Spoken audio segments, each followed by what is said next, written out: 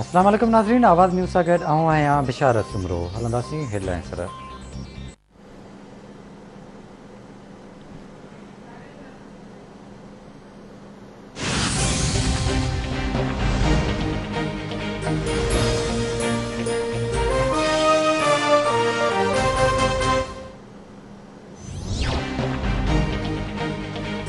गज़ा ते इसराइली फ़ौज जे वहशियाणी बमबारी जो सिलसिलो न रुकिजी सघियो। शहीद फ़लस्तीनियुनि जो अंगु चालीह थी वियो। 1000 खां वधीक फ़लस्तीनी ज़ख़्मी। केतिरियूं ई रिहाइशी इमारतूं मिटीअ जे ढेर में तब्दील। फ़लस्तीनियुनि जो इसराइल ख़िलाफ़ एहतिजाज। परॾे ख़बरूं इदारे मूजिबि चकरियुनि दौरान 2 इसराइली पिणु मारिजी विया। अमेरिकी सदर जो बाइडन पारां फ़लस्तीन ऐं इसराइल तकरार ते ॻणतीअ जो इज़हार। व्हाइट हाउस तर्जुमान मूजिबि सदर जो बाइडन चिकताण में घटिताई चाहे थो।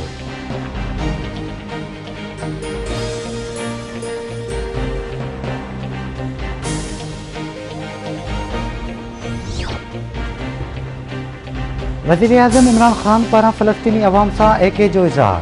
संदसि चवणु आहे त मां वज़ीर आज़म पाकिस्तान आहियां ऐं असां फ़लस्तीन ऐं गज़ा जे अवाम सां गॾु आहियूं।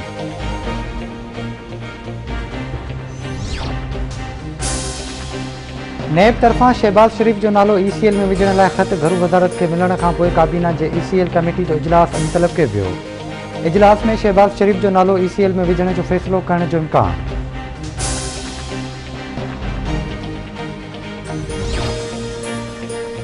मुल्क में कोरोना वायरस जा अञा जारी। वायरस वधीक 104 मरीज़नि खां हयातियूं खसे वरितियूं। फौतियुनि जो अंगु वधी 19,210 ताईं पहुतो। NCOC मूजिबि 24 कलाकनि दौरान 2,869 नवां केस रिपोर्ट।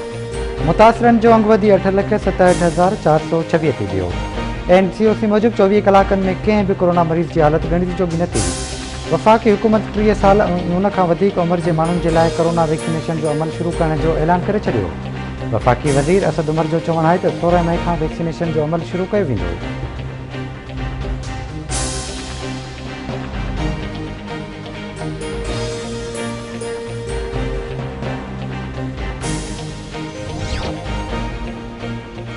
सिंध जे वॾे वज़ीर सैयद मुराद अली शाह जी सदारत हेठि कोरोना टास्क फोर्स जो इजलास।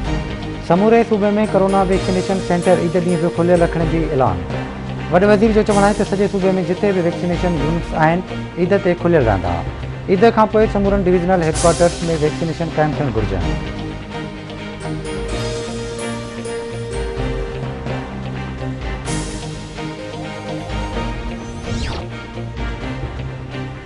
सूबाई वज़ीर नासिर हुसैन शाह चयो आहे त वॾे वज़ीर ऐं माहिर डॉक्टरनि अवाम खे दरख़्वास्त कई आहे त ईद रुॻो पंहिंजे घरनि में ॿारनि सां मल्हायो। रेस्टोरेंट्स खे वाज़िह तौर शर्तनि तहत टेक अवे जी सहूलियत ॾिनी वई आहे। पार्सल जे लाइ वेंदड़ शहरी पंहिंजी गाॾीअ मां न लहंदो। रेस्टोरेंट्स खे कुर्सियूं लॻाइण जी इजाज़त न हूंदी। भञकड़ी जी सूरत में रेस्टोरेंट खे सील कयो वेंदो।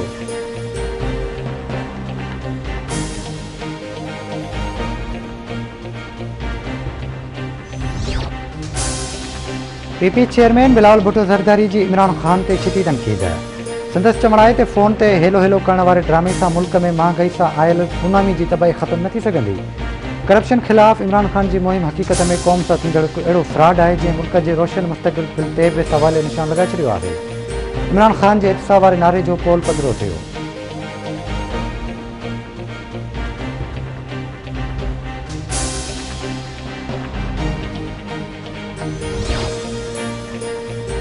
सिंध हुकूमत वज़ीर आज़म जे कणक रिलीज़ न करण वारे लॻायल इल्ज़ामनि खे रद्द करे छॾियो।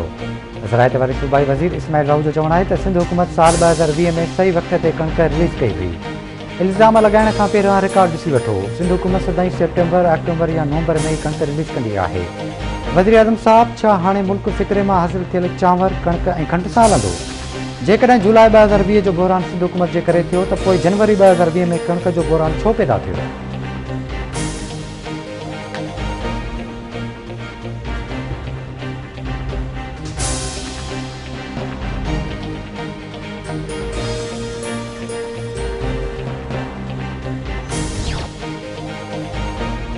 ॾखण पंजाब लाइ नौकरियुनि जी कोटा मुख़्तस करण जो चयो वियो आहे। आम मेंबर जी हैसियत सां कोटा जो बिल पेश कयो। वज़ीर आज़म 3 अरब रुपयनि जे पैकेज जो ऐलान कयो। कुझु अंसर सऊदी अरब सां लाॻापा ख़राब करणु चाहिनि था। सऊदी अरब सां 5 ठाह थिया आहिनि। सऊदी अरब 500 अरब डॉलर्स जो फ़ैसिलो कयो आहे। फ़लस्तीन जी सूरतहाल ते ॻणती आहे। 57 मुल्क आवाज़ उथारीनि त कुझु थींदो। अकेले सिर कुझु नथो करे सघिजे। परॾेही वज़ीर शाह महमूद कुरैशी जो मुल्तान में मीडिया सां ॻाल्हियूं।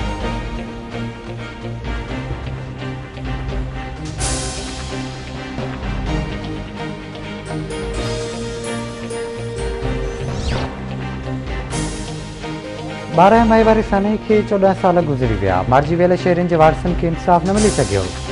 पीपी चेयरमैन बिलावल भुट्टो ज़रदारी जो चवणु आहे त पीपल्स पार्टी 12 मई साने जे शहीदनि जी क़ुर्बानीनि खे रिआयत न ॾिनो वेंदो। पीपी हुकूमत में अची अदल जे निज़ाम में मौजूदु अवाम दुश्मन ख़ामियुनि जो ख़ात्मो आणींदी।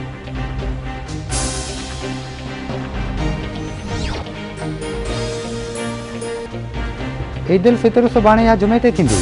शवाल महीने जो चंड ॾिसण लाइ मरकज़ी चंड ॾिसणी कमेटी जो इजलास अॼु इस्लामाबाद में थींदो। मौसमियात खाते मूजिबि शवाल जे चंड जी पैदाइश 12 मई ते राति जो 12 वॻे खां पोइ थींदी। इन करे अॼु शवाल जो चंड नज़र अचण जा इम्कान न आहिनि। सऊदी अरब में बि चंड नज़र न आयो। ईद उल फितर सुभाणे थींदी।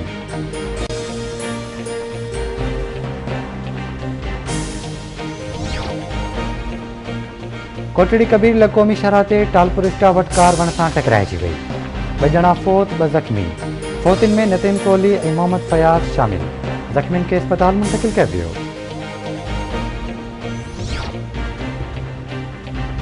दादूअल ॻोठ दानो चांडियो में मुबैना तौर औरत क़तल। लाश दफ़नाइण दौरान पुलिस पहुची लाश खे तहवील में वठी छॾियो। मुबैना तौर क़तल औरत लतीफ़ा चांडियो जो लाश अस्पताल मुंतक़िल करे छॾियो। पुलिस जो चवणु आहे त इतला मिलियो आहे त औरत खे घुटा ॾेई क़तल कयो वियो आहे। कार्रवाई खां बचण लाइ लाश दफ़नाइण लाइ क़ब्रिस्तान नियो पियो वियो।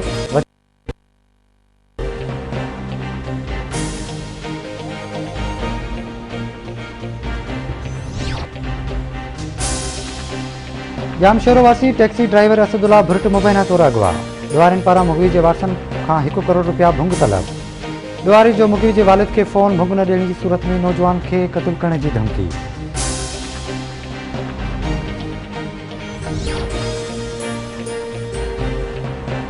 पने आकिल भरिसां हथियारबंद मथां 10 ॾींहं अॻु अगवा थी वियल 2 दोस्तनि खे पुलिस बाजियाब करण में नाकाम। धाड़ेलन ॻोठ मोहम्मद साले जे रहवासी नौजवान जमील वरंद ऐं ज़ाकिर शाह जे वारसनि खां 1 करोड़ रुपया भुंग घुरी वरितो। भुंग जी रक़म न ॾियण जी सूरत में मुगविन खे मारण जी धमकी।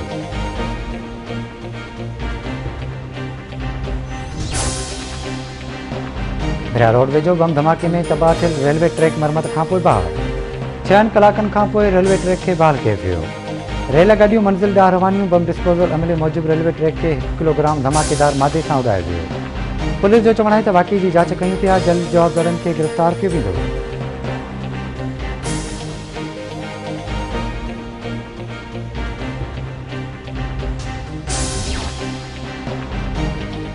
नारा तालके मां 4 साल अॻु अगवा थी वियल फतेह मोहम्मद शहर बाज़ियाब न थी सघियो। संदसि वारिस सरापा एहतिजाज मुगवी जी बाज़ियाबी लाइ JIT जुड़ी पर मुगवी जो पतो न पइजी सघियो। 5 ॼणनि ख़िलाफ़ केस बि दाख़िल थियल। ऐं ठुल शहर ऐं भर पासे में उड़ी बीमारी वबाई सूरत अख़्तियार करे वरिती। ॻोठ अलीबख्श सरकी में उड़ी विगे नींगर फोत थी वियो। फोतियुनि जो अंग 32 थी वियो। ॻोठाणनि पारां डॉक्टरनि जूं टीमूं मोकिले ॿारनि जी चकास कराइण जी अपील।